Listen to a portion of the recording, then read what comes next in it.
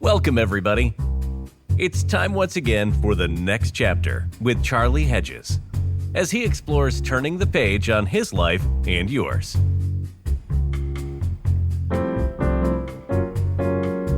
Welcome, everybody, to the next chapter with Charlie. My very special guest today, Gina Economopoulos, currently serves as an end-of-life doula. Gina's path has not been a straight line. That's why she's on the show. She's got something interesting to say. So she's a recovered alcoholic who also served 12 years as a nun in a Franciscan convent.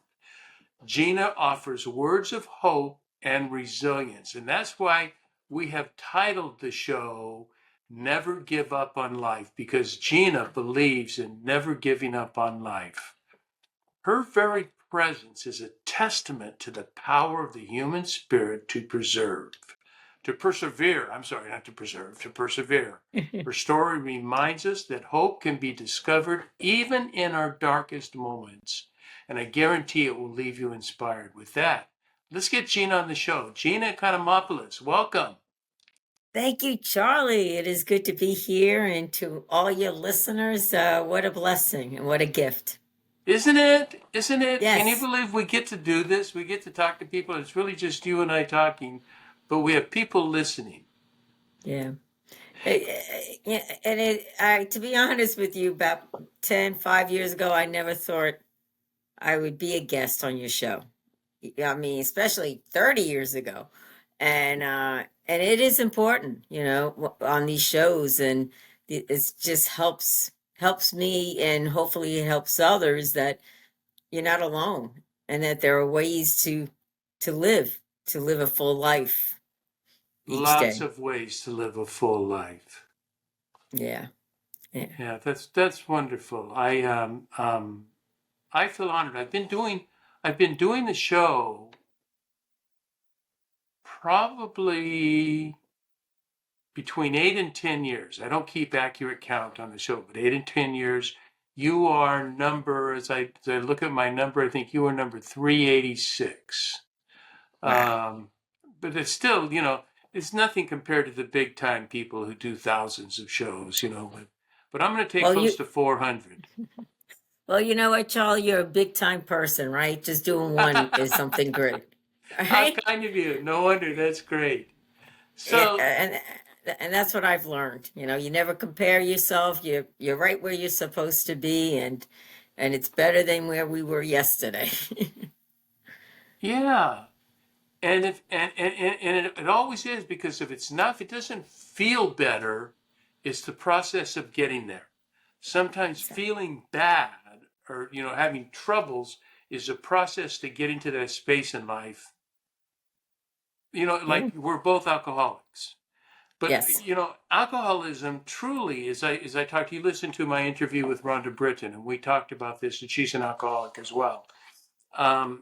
Is that how did your alcoholism, it's a strange question, but how did your alcoholism serve you? And there is a thing where I wouldn't be who I am today without alcoholism. Yeah, I totally agree with you.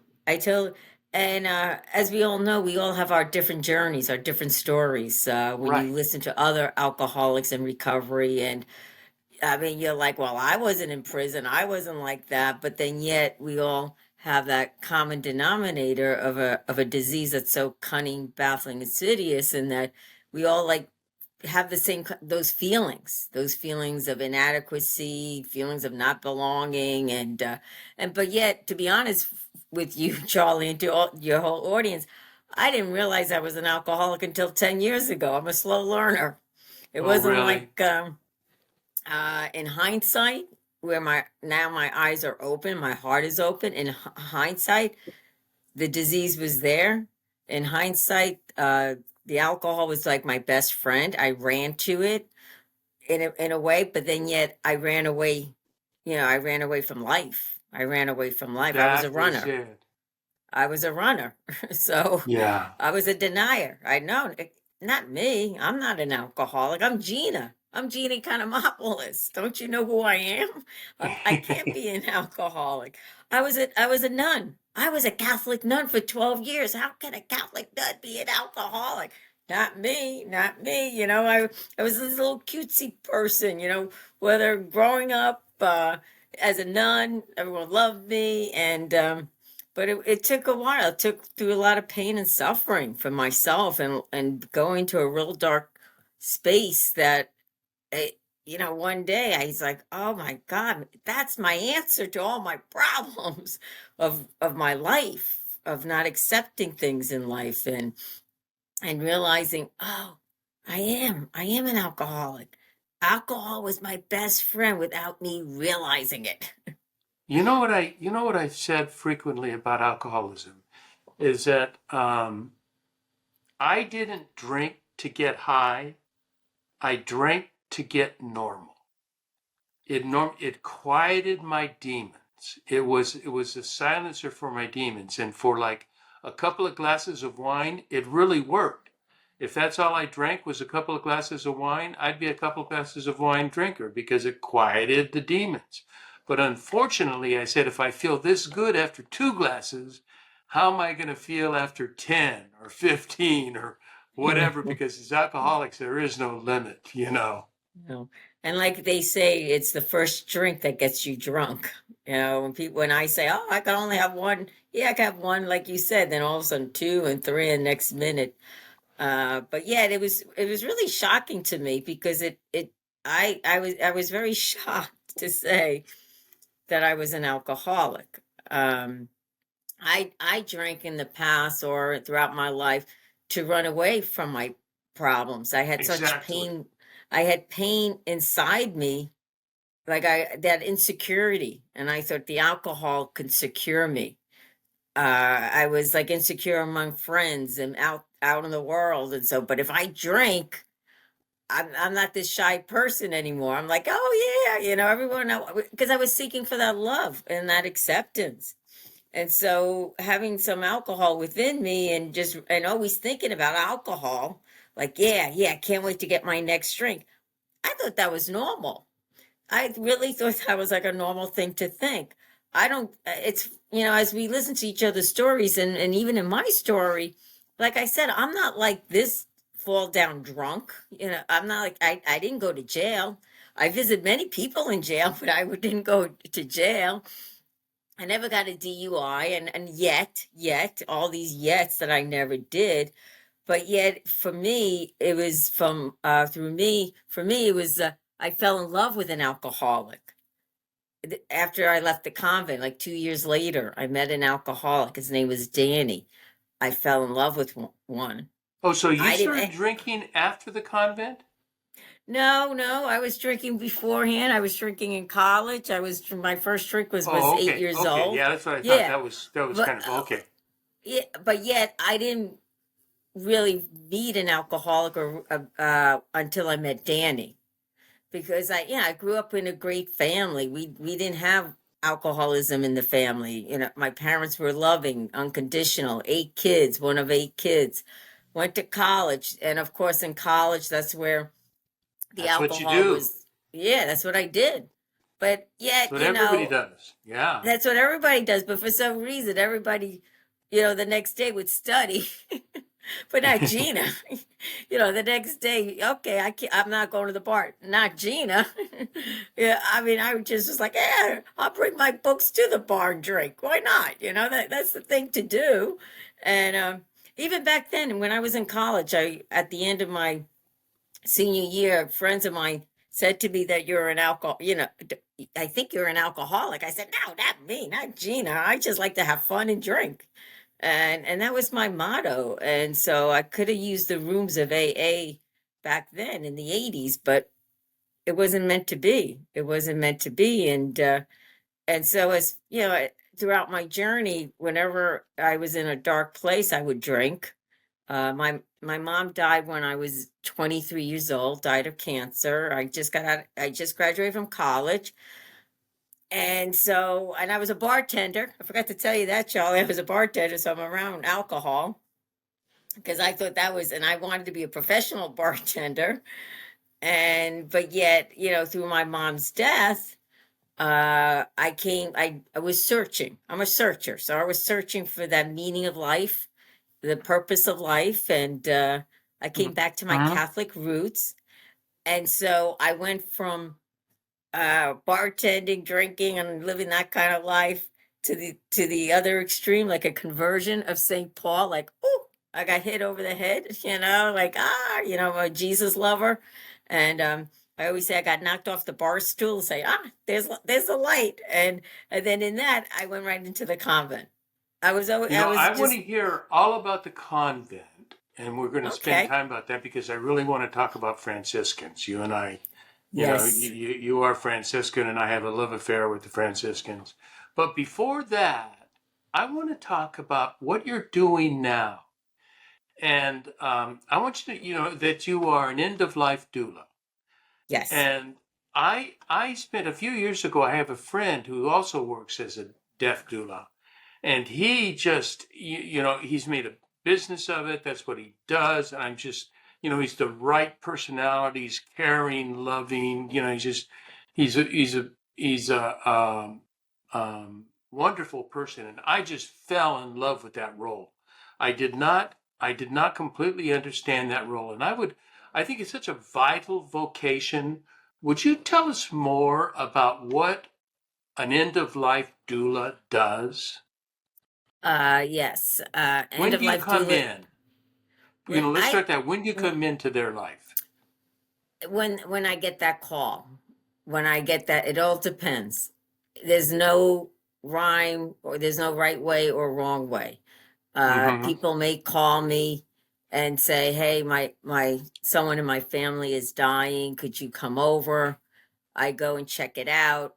Okay, and I'm not God. I mean, I may think, okay, the person's going to die tomorrow, but who knows? Could be a week, it could be 2 weeks. So I always leave it in God's hands, and I always do But it's very what close. You're close to death at this close. point. You're close to death, of course. I'm aware of the signs of when the physical body shuts down. So if I become aware of that, I could let the family know. It could be a couple of days, but of course there's nurses involved, whether it's a Yes, hospice yes. nurse and they're involved. They're the medical. I'm not the medical. I'm there just to support them, to bring comfort, to bring peace, not only to the person who is dying, but to the families. And not I many bet people that want may to. be even that may be just as critical, or perhaps even more critical, is a piece to the family. Than, of course, I don't want to ignore the dying person, but the impact on the family is humongous. It is because it's such a challenging time, and it's a bittersweet time too. Someone you love is dying, going to heaven, going to wherever they believe in.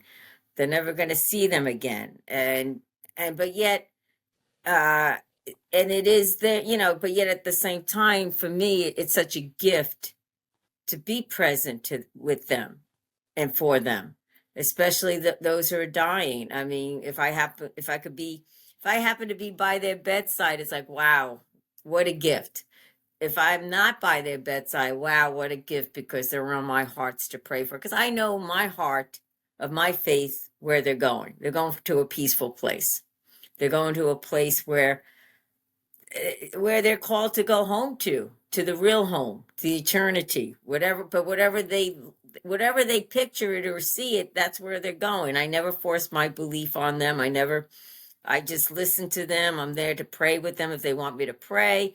If they don't want me to do anything, I don't do anything. In so many ways, it's sort of like I personally, as an end of life doula, anytime I go into a situation like this, I have to pray and know that I'm spiritually fit to walk in, because it's not about me, and it's not about what I think they would need or what I think they would want. It's about me listening, being compassionate, just listening and going for, like, what do you need? What do you need at this time? How do you feel today? And and so it just it you know the people, it's always different. It's always different. There's no set rules or set like you got to do A, do B, do C for myself. And it's a passion, Charlie. It's a passion for me to be with anyone dying, whether they ask me to be an end of life doula with them or not. I just love it. I just love it. And not many people may understand that. I know it's a gift. I know it's a total gift from God for me. Because when my mom died back in 1992, that was my first bedside being with someone who was dying. She was diagnosed with cancer. I was 23 years old. I didn't have any faith, no hope, no love, and no God. My experience was pure hell because she was my mom. I took care of her. How can she leave me? How can God do this? Granted, I was raised Catholic, but how can this happen? And now fast forward when getting into like a conversion and knowing Jesus and the resurrection, I was like, oh my God, now Mom, I know where you're at. And that seed, as I was a nun, grew because I was with many people dying. Not as an end of life doula, just somebody as a sister, because to be honest, I never heard of that word until like 3 years ago when somebody had said to me, you could be an end of life doula, because I would talk about, I love being with the dying, call me anytime like that. And I was like, really? I said, what is that? I had no idea. And they shared with me, you mean Did I you, could do this was as a there an service? education? Was there an education? Did you go through classes or you? Yes, I did. Online, it was during COVID time, so I was able to find someone out of Texas to do this course, and then I had someone local to help me go through it. But I knew it all.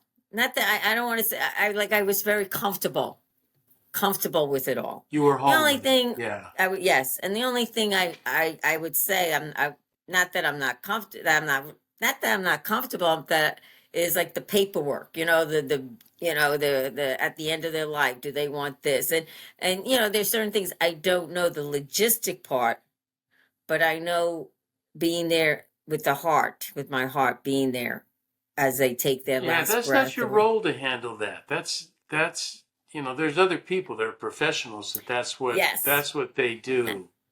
Yeah. Your role is to be a lover. Yes, a compassioner, and just yeah, it just brings just knowing somebody's going to see their God in a whatever, it's like wow. I mean, not that You I know what want to thought die today, but it's like wow, paradise for you know what me. thought occurred to me? Um, I was my Christian. I was not in the Christian community until I was 30 years old, um, and I went to seminary 2 years after my introduction to Jesus. And so I was at a very conservative Christianary. How about that? At seminary.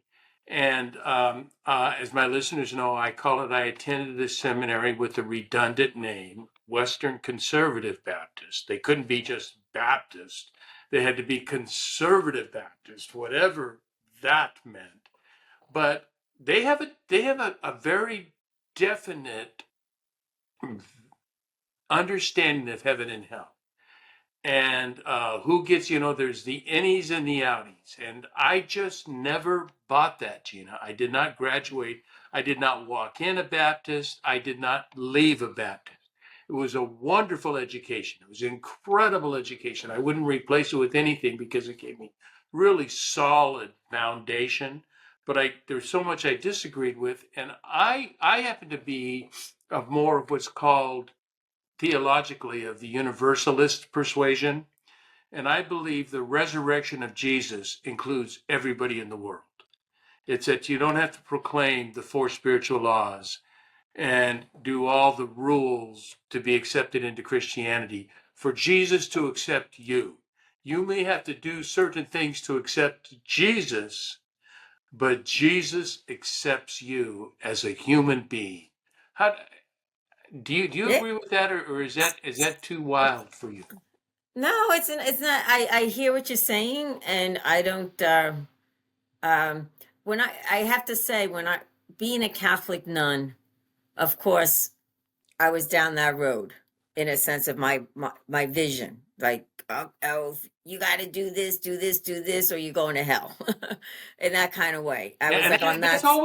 always the deal, isn't it? It's like not Yeah, about. I mean, the ultimate thing is hell or heaven. That's the ultimate thing that drives exactly. Christianity, and to me, Mm. that's crazy, Gina. That's crazy It because it is love that drives Christianity. Read okay. the Bible for crying out loud. It's not heaven and Yeah, hell that runs the it's Bible. It's love that runs yeah. the Bible.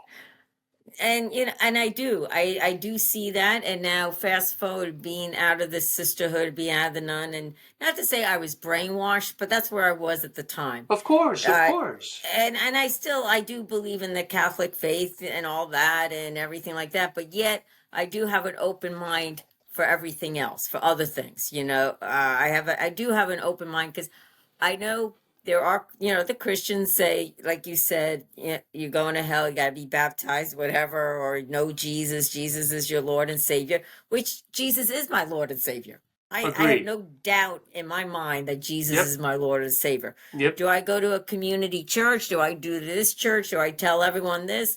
No, I know in the depth of my mind and in my heart that Jesus is, I mean, I was in such hell in this life that now I'm in heaven in this life. You know what I'm saying? Because when I said earlier I have no faith, no hope, no God, and no love, that was hell for me.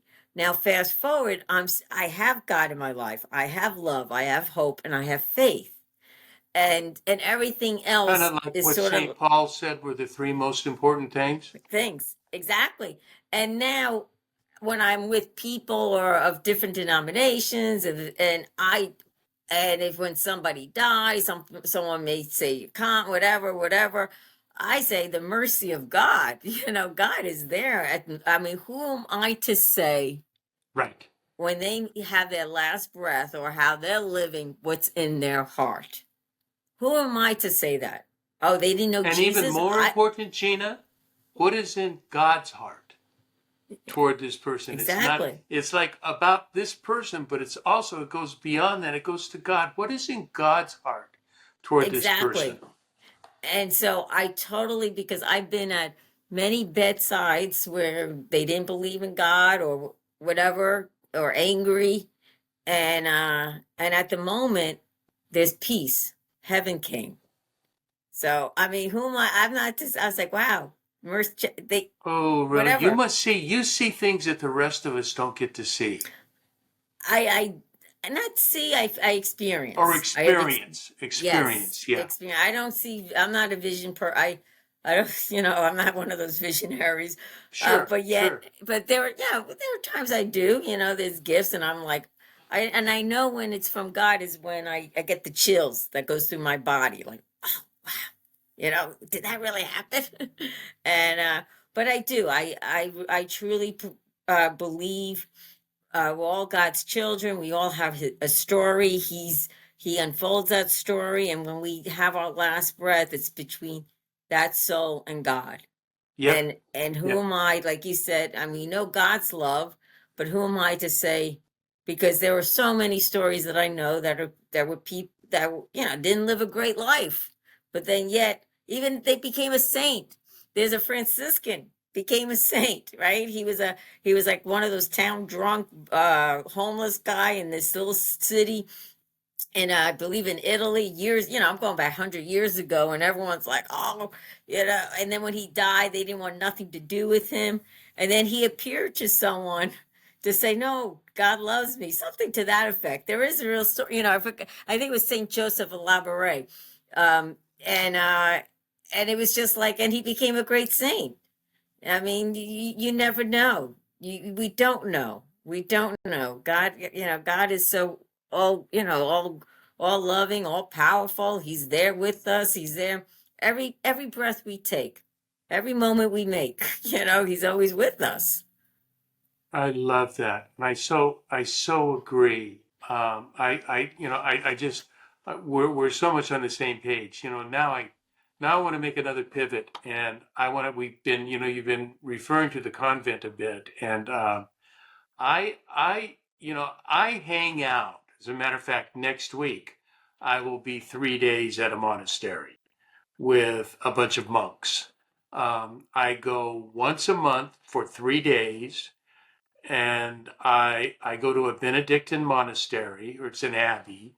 I go to a Benedictine abbey, and I pray I pray the offices of Saint Benedict, which Vespers, many yep. many traditions still do, the offices that that were set up by Saint Benedict in what, like 600 or 700, something like that. Is that right? Yeah. Do I have my dates right?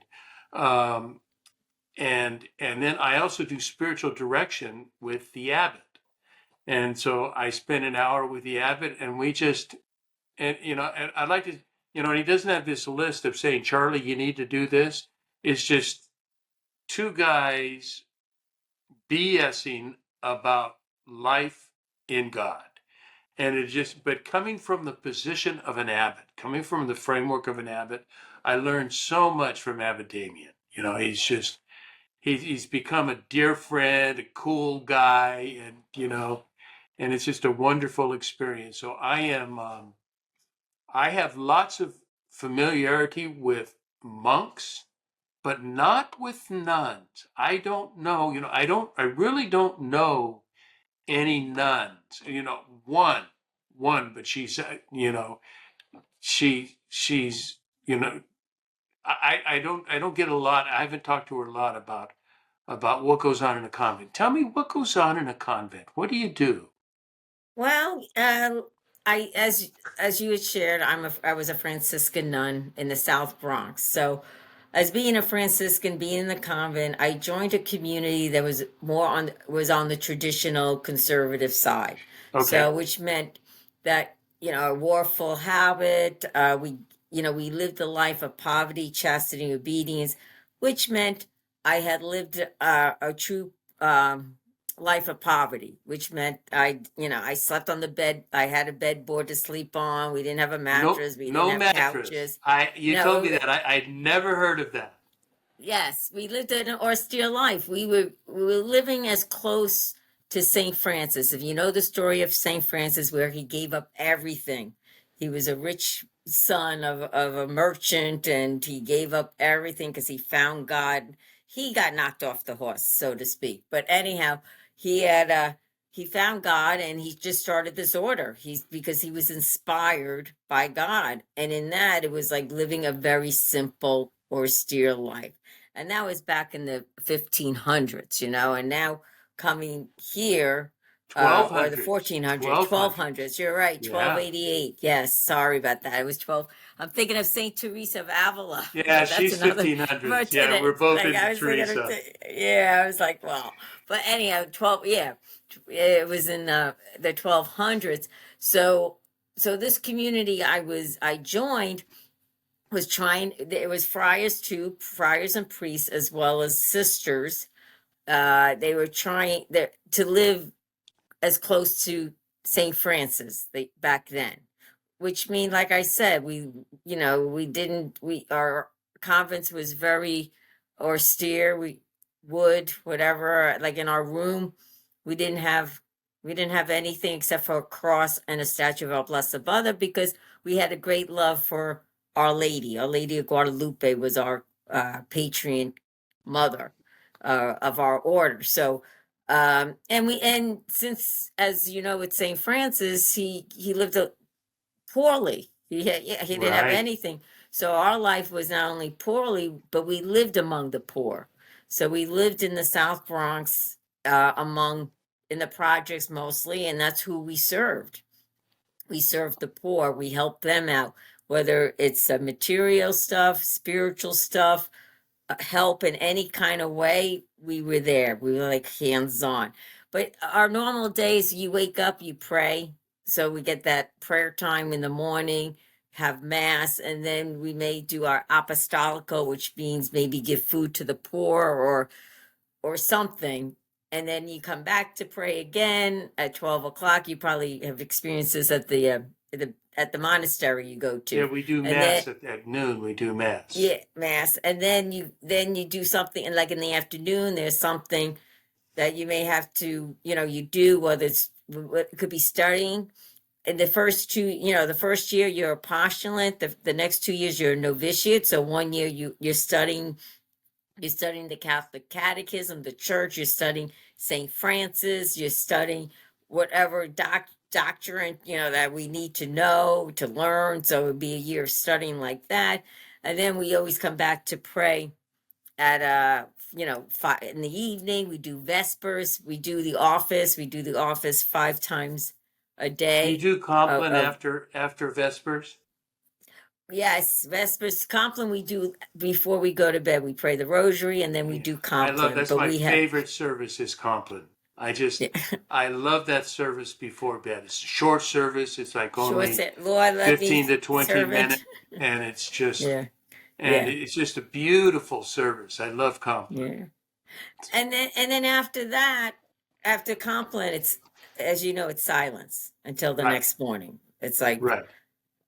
and people say, how could you do this? Like, oh, why do they do that? There's a reason. After silence, you quiet your mind. You're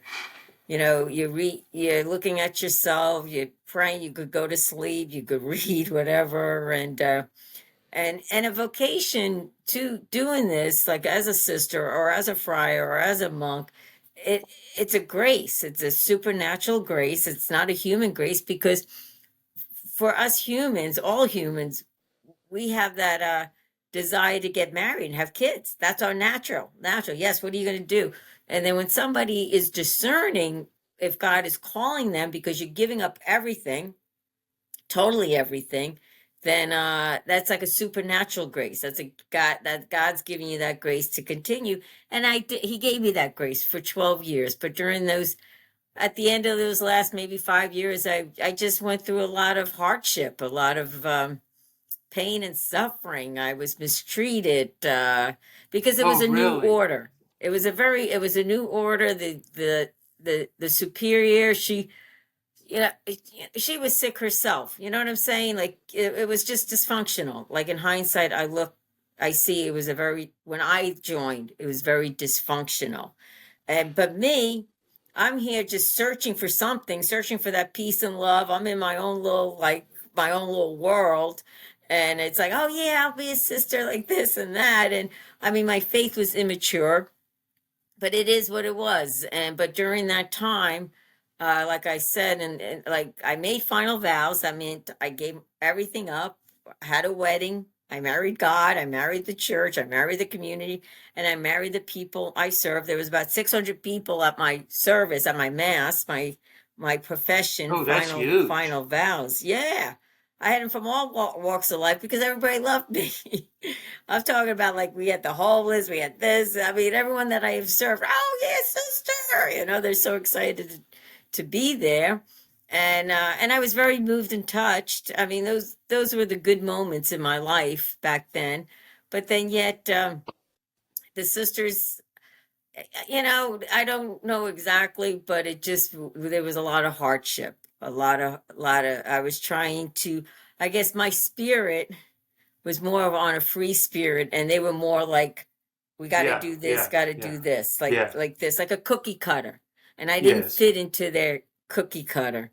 So Yeah. the end of my last 2 years of my of being in the religious life, I was sent away. I was here. I was ostracized. I was this, Oh until my. it came to a point where they said, here I tried everything, because Charlie, as you know, in any kind of relationship, especially marriage, if they're having a hard time, they go for counseling. We work it out. Let's do this. Let's try this out. And I was in final vows, so I'm thinking, well, God called me this for the rest of my life. How could He have me go through all this? So I did. I went away. I went for counseling. I did all this growth. And I was like, oh, okay, I found some peace. Okay, I'm going to live in this community. But they weren't responded. They treated me like crap. I mean, hate to say it, but that's how it Oh, was that's not back right. then. That's wrong. That breaks the It, whole it, function of an order. yeah, That's they were too bad. dysfunctional. It was too bad, because then they said to me, you don't belong here anymore. All along they said I belonged there, and then I had left. I left like back in 2008. So I was there for about 12 years, put my blood, sweat, and tears into the convent, into the people, because I do have a compassionate heart. I love to serve. And then it left me in a quandary saying, God, why is this happening to me? I'm in a religious order, and this order is very well known. So I'm like, oh my God, how could this happen? I was going, like, it just was really, it was like another, in a dark place, God, are you still there? And at that time, I didn't give up on God, because I said, okay, God, I'll just keep moving. I'll keep moving. And I Good. did. Good for you. Good for you. Yeah. And then, You know, yeah. you know what I'm curious about, and I have this pet peeve with America, among my many pet peeves of America, and that happens to be around St. Francis. I consider, we just had last Sunday in our church, I don't know if it's every church, but in the Episcopal Church, we had St. Francis Day. And St. Francis Day, I think, represents a complete misunderstanding of who St. Francis is. And because St. Francis Day, everybody brings in their pets, and their pets get blessed in the name of St. Francis, and that St. Francis was the animal lover. And, and he was. See, that's it. It's not a lie. Not that he wasn't that. He absolutely was that. But in my understanding of St. Francis, I think there is something quite larger.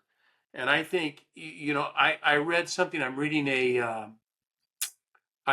sort of a biography, it's sort of biographical, sort of, by Richard Rorge, titled Eager to Love. And it's the theology of St. Francis. And he said, St. Francis believed that Franciscans are to be the gospel, not proclaim the gospel. Ergo, the famous words, preach the gospel at all times, and if you have to, use words. But it really was not about the life of St. Francis. Tell me, you have some very interesting things to say about St. Francis. Tell me about the other St. Francis, the animal lover, yes, but so much more. Oh yes, when you were talking about that, and I believe it's in all the churches today, and everyone's like, "Oh, I got to bring my goldfish to get blessed." No, I'm just kidding, but I don't know. Oh, But to me, they I would, know believe they me. would. And they think the world today sees as Saint Francis. I mean, once Saint Francis, everybody knows, like every church, every person knows, Everybody knows St. Francis. Yeah. because of the animal lover. I mean, granted, he was Catholic and everything, but the church knows that he was the animal lover. And I believe it's because of the story when he was in the town of the Wolf of Gubbio. That's a story, if you want to look up, where the wolf was vicious, but he embraced the wolf, the wolf became tamed, and I was like, wow, that's St. Francis. So, but, so the way I believe is with St. Francis, it's like a fluffy St. Francis, like, oh, Yes, he's yes. like a fluffy. But we never consider. I mean, yes, we've heard, but as a Franciscan in the community, and I believe it go. I mean, it's probably still does. Is that we looked at St. Francis as like a disciple of Jesus, as a suffering servant, because Jesus, I mean, Francis loved the animals, but he loved the cross. He suffered. And in his suffering, like in a sense, he didn't preach the gospel, he was being the gospel. And what's the most important part of the gospel with Jesus? It was his carrying the cross and the crucifixion. He actually lived it, because in the last 2 years of his life, he received the stigmatas of Jesus. So they had to carry him because he couldn't walk. He was in so much pain towards the I had end never when he heard that he died. couldn't walk. I knew he had this stigmata, but I never heard that. I wasn't aware of There, that. Not familiar at with the that. end, maybe at the end, they had to carry him. They had to carry him, and all he did it for the love of God, for the love of God. I'm doing the, yeah, and yes, and in that he performed miracles. And it's like you said, he did preach, but he truly lived it. He lived the gospel. God was working through him. Jesus was living through him. He was the one. Yeah, there is that scripture where, I died and Christ is living through me. Yeah, and that's Right. St. exactly Paul. Yeah. that's St. Paul, and that's the ultimate that we're all called to do.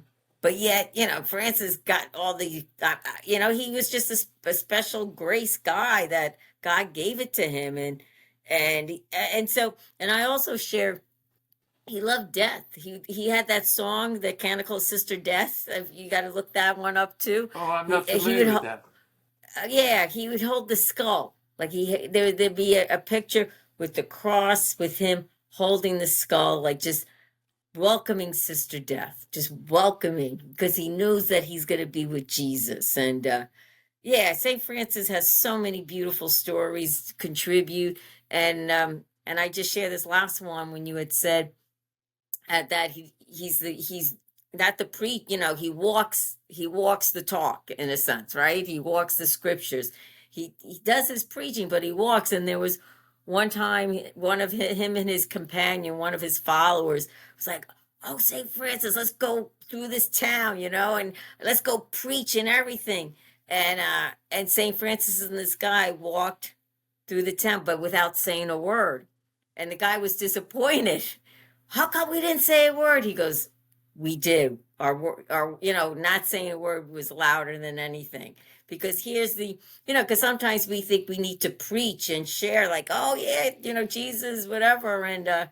But there was a story where he walked into this town with one of his disciples who was on fire, but they didn't say a word, just walked through, and he says, "We just preached the gospel. We just walked through the gospel."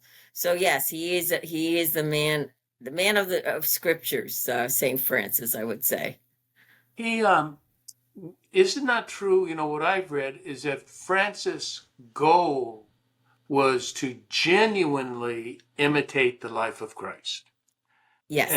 And all throughout the New Testament, especially St. Paul, is to imitate Christ, is to be Christ. And St. Francis wanted to be Jesus. He didn't want to be Jesus. He wanted to be the model of Yeah. Jesus on earth to Yeah. show other people. So it was in demonstration. It wasn't in words. It wasn't in fancy preaching. Although, you read some of the things Francis wrote, they were beautiful. And so, it wasn't that he was incapable of using words. He just didn't see that as important. And that's why you slept on wooden planks, is because Jesus slept on the ground. Jesus didn't have a Yeah. home. Jesus, Yeah. someone says, can I be one of your followers? And Jesus said, only if you don't want to have a home and you want to sleep out in the dirt and hang out and follow me, then come along, join us. Yeah. But don't be And expecting the a lush life. and the greatest Jesus would says to all, pick up your cross and follow me. And And follow me. Saint Francis was a prime example of picking up his cross, where he received the stigmatas, as well as Padre Pio. We'll know when we get to heaven why they were chosen. Thank God it's not me, because I don't like paint in my hands, Yeah. But Yeah. they had the My grace to my carry it. my favorite theologian is Saint Bonaventure. And Yes. I'm, as you got from my last podcast, I'm currently writing a book. I'm actually writing a book on a history of love, and it is based on an understanding of the Trinity that I took from Bonaventure, who wrote it like in 1280, and I've never heard anybody else say it. It is so simple. Gina, I can tell people, I can define, I can't define necessarily, but I can explain the love of the Trinity to anybody, the three-person love, in 5 minutes, and how it all came about. And it all came from Bonaventure. And I was not taught this in seminary. I had to read this all on my own later, and I said, "Oh my goodness, what is this?" And that's all Bonaventure was doing, was portraying Francis. He was the first minister of this Order of St. Francis, wasn't he? Wasn't he the first one or the second? He was the Yeah, biggest. they like in the second, yeah, with Juniper, yeah. I've heard of him, and I've heard of his teachings too, Father Yeah. brother, Saint Bonaventure. Not many people hear of that saint, but I'm aware No, of not he a was lot of people. You got Franciscan. to be kind of Franciscan to do That's that. right. And I do love Franciscan because I'm a simple person. Not that I'm wearing a habit anymore, but my heart is simple. And I do follow Jesus to the best of my ability of what he asked of me today.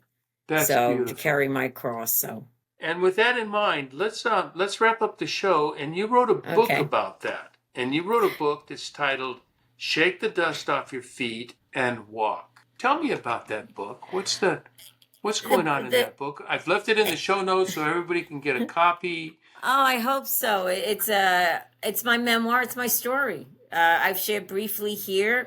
It goes more details of what I experienced in the convent. It goes more details on falling in love with an alcoholic, and he ultimately died from the disease. So it goes it goes in more details on how I came into the rooms of AA and how I'm sober today, and how I'm happy, joyous, and free today, and how I never gave up on life. In hindsight, I wanted to give up on life, but my story tells you that I did not, and it's just, yeah, that's all. That's all about my life. It's just my life spreading that message of hope and strength. I can't wait. I'm going to push it. I want I want our listeners to check it out. I've got the link on Amazon. They can check out the book and hopefully they purchase it. Well, I'll tell you, Gina Economopoulos, thank you so much for spending time Charlie. with me on the show today. You've been wonderful. Yeah. Last thing, do you know the name Charlie means a free man? I did not know that. And I know the other day I heard you talk about freedom within. Free man. Charlie, the meaning of Charlie is free man. And freedom is my number one word. I believe, that's what I love about America, is I love freedom. And anything that crosses the lines of freedom really crosses my lines. Yeah, but thank you. Thank you so much. Thank you, Gina. And I also want to thank everybody for tuning in to the next chapter with Charlie. And until next, this is Charlie Hedges signing off. Bye for now.